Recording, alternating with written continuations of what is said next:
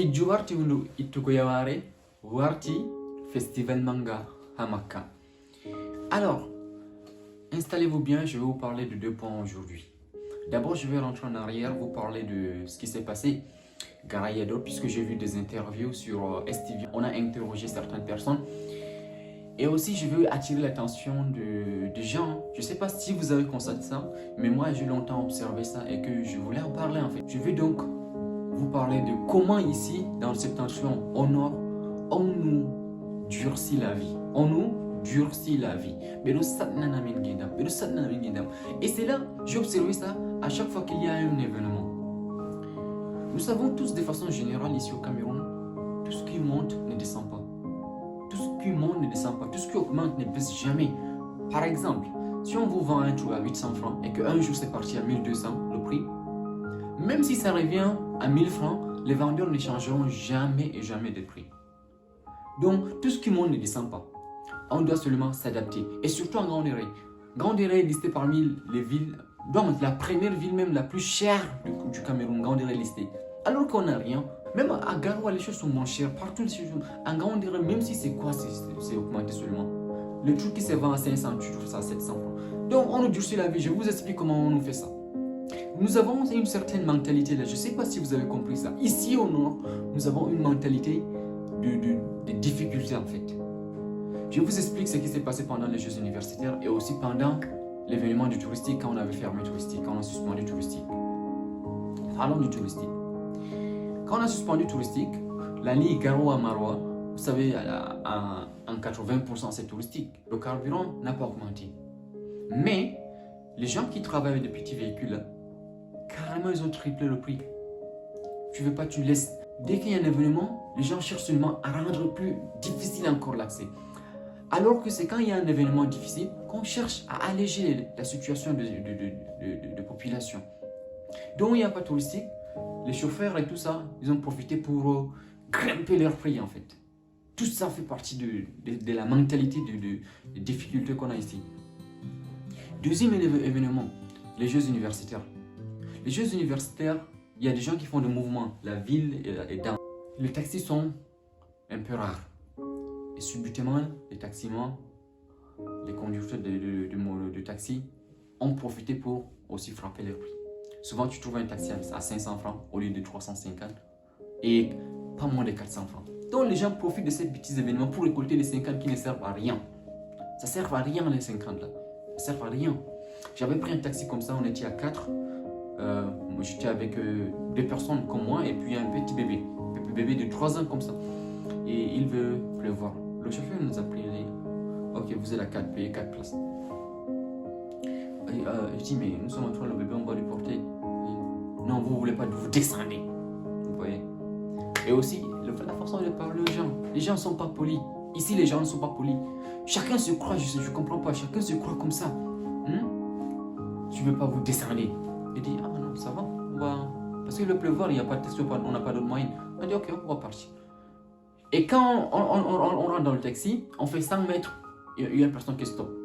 Pourtant, en arrière, les sièges arrière, c'est 4 places. Et comme il a dit payer 4 places, on va payer 4 places. Et il a dit, ok, portez le bébé, une personne va rentrer. Je dis, ok, on a pris 4 places. Il dit, portez le bébé, c'est un enfant. Et si vous voulez vous descendre, je dis, mais on a payé pour l'enfant. Je dis, il dit, même si vous avez payé pour l'enfant, vous lui portez. Je dis, mais si on lui porte, on va payer encore. Il dit, oui. On porte le bébé, on arrive là-bas, on paye pour 4 places, et sachant qu'il y a une personne qui est rentrée encore qui va payer. Il dit que tu vas récolter cet argent pour aller où? On est arrivé en ville, et c'est comme ça. Je dis, on ne paye pas, va faire ce que tu veux faire. Il a dit, Allahi. Est-ce que c'est logique? C'est pas logique. C'est pas logique. C'est même pas logique.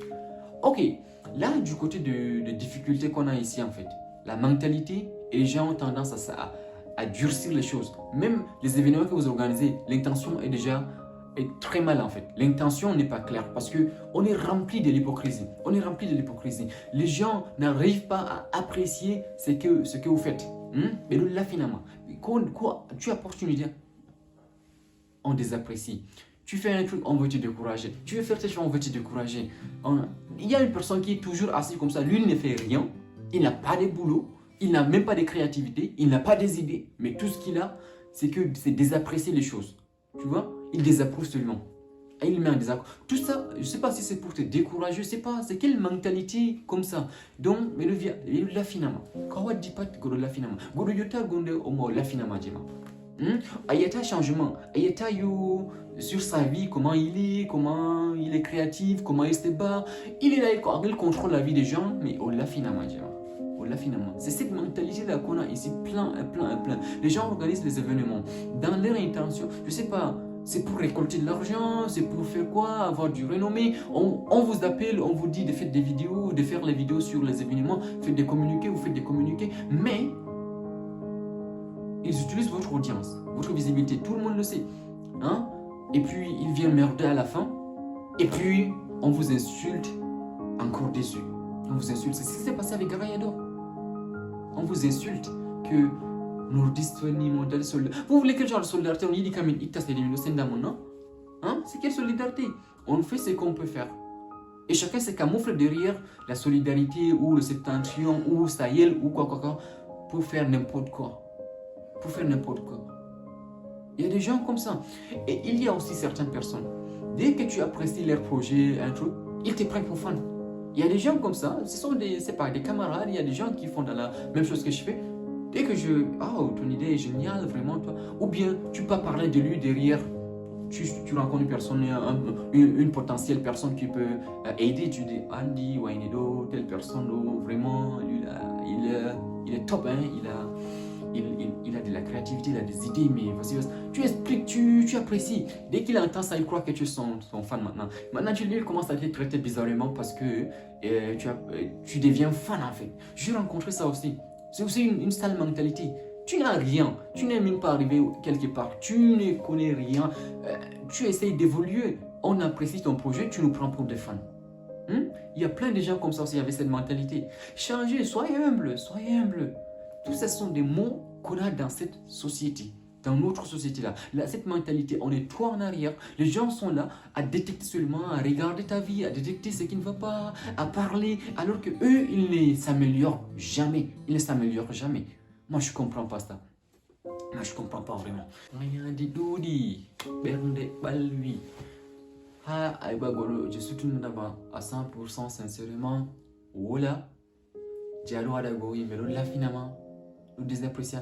Mwanda vima complètement wara inventa kujidoma. Mwanda vima sans wara bolo adoma. Puisque au-delà na makobo a un certain accès, au-delà que lui, il te connaît très bien. C'est comme ça. C'est comme ça. Parce que je vous raconte cette histoire. J'ai une amie là, une de dedans. On a fait niveau 1, niveau 2, niveau 3 même. C'est un endroit. Quand on est à Adam, moi j'ai un cercle d'amis avec qui on parle uniquement l'anglais. Ce sont des gens qui parlent très bien l'anglais et que vous savez, je parle anglais avec l'accent natif. Et je passe devant un groupe de personnes et mon ami là, il est parmi les gens là. Il est parmi les gens, le groupe là. Il était à côté d'eux. Et puis le groupe qui ne me connaît même pas. Puis une personne qui me voit parler anglais avec les gens me dit, l'air dit, waouh, le gars il parle très bien anglais, j'aime. Il a apprécié, non? J'ai mon ami, l'anglais m'a connu 20 ans. Subitement, une personne qui ne me connaît pas dans le groupe, il ne me connaît pas, on ne se connaît même pas. Tellement que ça lui fait mal, hein? Le mauvais cœur. Il ne me connaît même pas. Et le fait que son ami m'a apprécié en passant, son ami qui ne me connaît pas, qui me voit seulement parler, ça lui fait mal. Il invente un truc sur moi. Il dit, celui-là, c'est un Tchadien. C'est pendant la guerre civile au Tchad, ou c'est pas en 2008 ou un truc comme ça, et que les UNHCR là, UNICEF, UNHCR, comme c'est les Nations Unies là, mais aussi en tant que réfugié, Béar et Amérique, tout le monde a dit au Jori, au Moni Seda et au Fulijambo et Kétiangle. Il ne me connaît pas, parce que c'est ce qu'il a dit, Wallahi. Mon ami qui me connaît très bien était à côté de lui, il a entendu ça. Il était étonné, il venait me dire, Nanda Kosa Aliato. Donc, je sais pas. Je sais pas si dans son intention c'est pour me dégrader ou bien pour expliquer ma situation ou inventer pour se rendre intéressant. Être tchadien, c'est pas une mauvaise chose. Bien que je suis Camerounais. Hein? Je ne suis jamais allé au Tchad, je suis allé pour 2 heures de temps. J'ai quitté Ngaoundéré pour l'aéroport à Saint-James, je n'ai même pas fait 2 heures, j'ai quitté l'aéroport. Donc, c'est rien que c'est ça seulement qui m'a amené au Tchad. Donc, je ne connais pas le Tchad. Hein? J'aime bien le Tchad, j'ai beaucoup d'amis tchadiens, je connais beaucoup de familles tchadiennes, je m'habille comme eux, ça me plaît. Donc, Berne, Walbi, Sanjay, changeons, ça ne sert à rien, changeons. Aussi, parlons du pèlerinage du Hajj, qui est devenu folklorique et festif. Le pèlerinage est devenu un événement, c'est pas de la satisfaction externe, c'est-à-dire on a un groupe de personnes à satisfaire, ou bien on dit à Foufoulde Itayaware. Itayaware. Moi je comprends pas ça aussi. Comment tu peux aller en Arabie Saoudite de l'aéroport de la maison même, tu donnes déjà les conseils que je vais t'envoyer les images, il faut poster. Mais il des photos du camp, poste le statut du camp. On va faire mal. En Arabie Saoudite, on va faire mal. Vous allez faire mal en Arabie Saoudite. Aïe, c'est quelle intention ça? C'est quelle intention? Et on voit ça à travers vos posts. On voit ça. On voit les festivités ou ce que vous êtes en train d'organiser là-bas. On voit ça. On se demande, mais est-ce que vous faites le Hajj?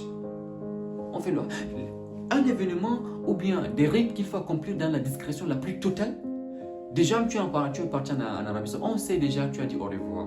C'est un truc qui ne se cache pas. Hein? C'est une adoration qui ne se cache pas. Les gens connaissent. Tu n'as pas besoin de poster. Il y a des gens qui n'ont même pas de compte TikTok.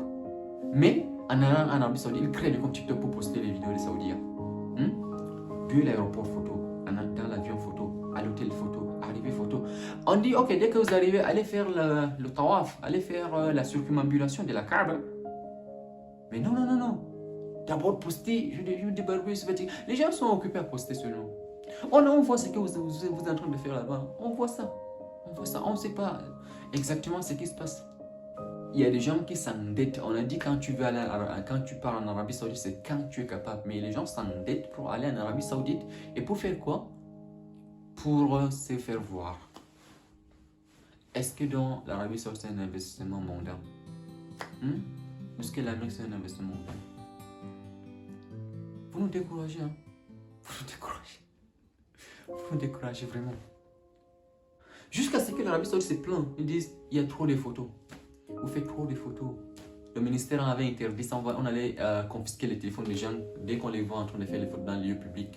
On voulait confisquer. Vous avez organisé des séances shooting avec des caméramans, des documentaires sur le pèlerinage. Un séance shooting. Ou bien c'est les models.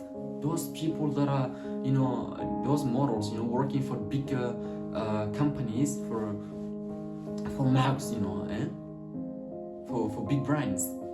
I don't know. Je sais pas. En fait, c'est tout ce que j'ai à dire. Parce que ça me ronge.